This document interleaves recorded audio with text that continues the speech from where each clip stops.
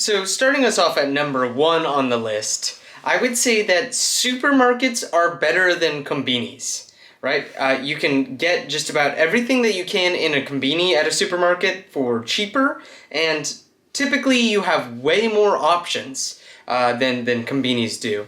And they're just as easy to check out of as konbinis are, with a little bit of additional assistance or guided assistance from a cashier or something along those lines. They're less programmatic in their interactions, but still, I would say that they're on average just head and shoulders, maybe one standard deviation better than konbinis are. I feel like Japan gets a lot of hate from foreigners in regards to like not being able to like make friends and stuff here, you know? I hear a lot of no matter how hard you try, you'll never be Japanese, right? And there's a lot of like foreigners who feel a little isolated in Japan. But honestly, my take is that most of this noise. No, so don't get me wrong. I do believe that as a foreigner, you will never be able to become Japanese, right?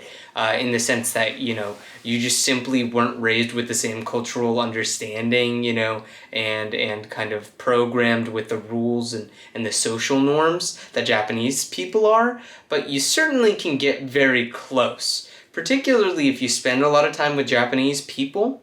And so a lot of the foreigners that I've spoken to and the people that I get to know, I feel like they conflate the issue of adulting, right? And the fact that once you've graduated from college, the way that you make friends and how much time people have for socialization is very different than once you are in the working field, if that makes sense. I feel like it happens quite frequently that people from the West or just anywhere in general will graduate from university and have transitioned from having university friends to working friends. And in which case, working friends, even if you were to stay in your home country, will simply have way less time to be able to interact with you, and they're just going to be busier. And so I feel like this happens a lot where people conflate this with that. And I feel like this happens a lot where people conflate this with that. My third and last hot take, Kyoto is totally overrated. So the city is lovely to go bike around in, but I firmly believe that you can get just about everything that all of the experiences that you can get out of Kyoto you can get in other parts of Japan for often cheaper and more authentically, if that makes sense.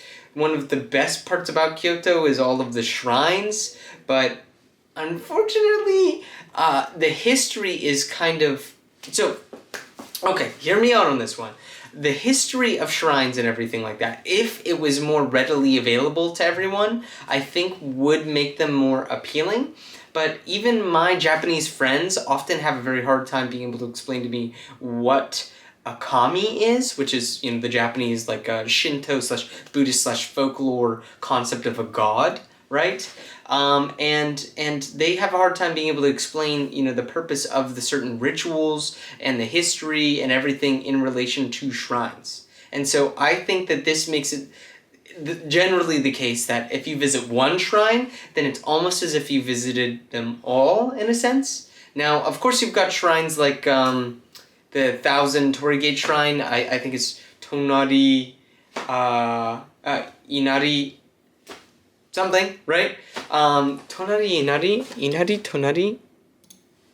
Like Fushimi Inari, right? And a couple of other, wonderful shrine locations, and those are in fact worth a visit. I would say that if you're even going to visit Kyoto when you come to Japan, that would be the biggest reason why to go there, right?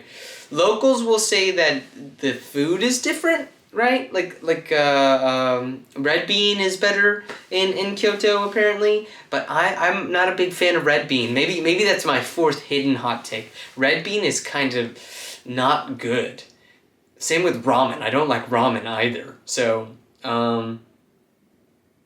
anyways, these are my hot takes. Let me know if you agree or disagree with me in the comments. I'm probably going to come out with a couple more of these. I don't know. Today was day 2 of my 90-day posting every day challenge. So if you found what I said kind of funny or interesting, you agree or disagree with me, or I don't know, for some reason watch the entirety of this video, then please drop a like, maybe a comment, and a follow always helps. So see you tomorrow.